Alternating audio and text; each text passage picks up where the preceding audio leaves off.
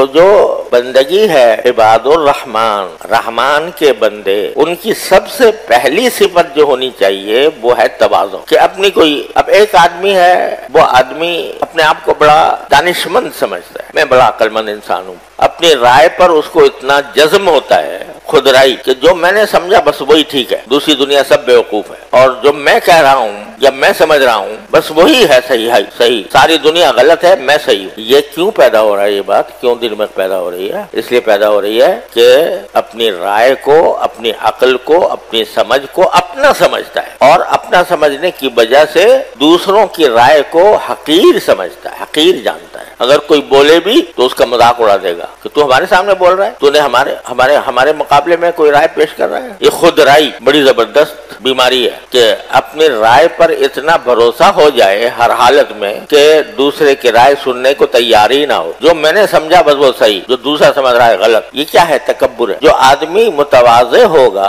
تواضع کا حامل ہوگا، وہ کبھی دوسرے کے مشورے سے بے نیاز نہیں ہو سکتا۔ اسی لیے حضرت حکیم الامت مولانا تھانوی قدس اللہ تعالیٰ سرہ نے یہ نصیحت فرمائی کہ جب تک اپنے ضابطے کے بڑے موجود ہوں، ضابطے کے بڑے اس لیے فرمایا کہ حقیقت میں بڑا تو کون ہے؟ یہ تو اللہ تعالیٰ ہی بہتر جانتا ہے، لیکن ضابطے میں باپ بڑا ہوتا ہے، بیٹا چھوٹا ہوتا ہے، استاد بڑا ہوتا ہے، شاگرد چھوٹا ہوتا ہے، شیخ بڑا ہوتا ہے، مرید چھوٹا ہوتا ہے، یہ ضابطے کے بڑے ہیں۔ تو حقیقت میں بڑا کون ہے؟ کچھ پتہ نہیں۔ مرید شیخ سے کہیں آگے نکل جائے، شاگرد استاد سے کہیں آگے نکل جائے، بیٹا باپ سے کہیں آگے نکل جائے، لیکن ضابطے میں یہ بڑے کہلاتے ہیں۔ تو جب تک اپنے ضابطے کے بڑے موجود ہیں، ان سے مشورہ کرنے کا اہتمام کرو اپنے اہم معاملات میں، اور ان کے مشورے کی بنیاد پر فیصلے کرو، خود رائی سے نہ چلو۔ جب ضابطے کے بڑے ختم ہو جائیں تو کیا کرو؟ اپنے ہم رتبہ جو شخص ہیں ان سے مشورے کرو۔ ہم رتبہ کیسے؟ کہ ایک ہی استاد کے شاگرد ہیں دو، تو دونوں آپس میں ہم رتبہ ہیں، تو اگر استاد نہ رہے تو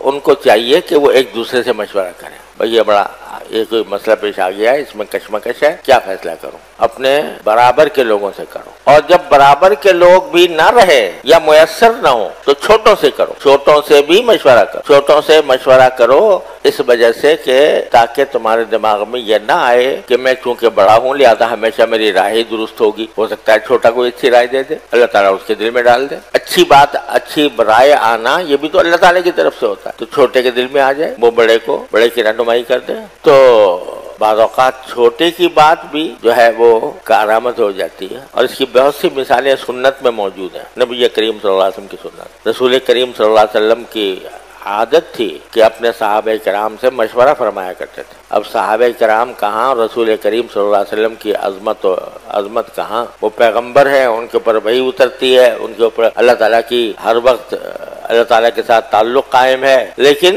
ابو بکر و عمر سے مشورہ کر رہے ہیں رضی اللہ تعالیٰ عنہما کہ بھئی یہ صورتحال پیش آ گئی، بتاؤ کیا کرنا چاہیے۔ صحابہ کرام کے مجمع بلا کر ان سے مشورہ کر رہے ہیں کہ بتاؤ بھئی کیا کرنا چاہیے، اور بعض اوقات ان کے مشورے پر اپنی رائے بھی چھوڑ دی۔ غزوہ احد کے موقع پر آپ کی رائے یہ تھی کہ باہر نکل کر مقابلہ نہ کیا جائے دشمن کا، بلکہ مدینے میں رہ کر محصور ہو کر مقابلہ کیا جائے، آپ کی اپنی ذاتی رائے یہ تھی، لیکن صحابہ کرام کی اکثریت جوش جہاد سے معمور تھی، ان کا کہنا یہ تھا کہ نہیں ہم تو باہر نکل کے مقابلہ کریں۔ آپ نے اپنی رائے چھوڑ دی، ان کے رائے پر عمل کیا۔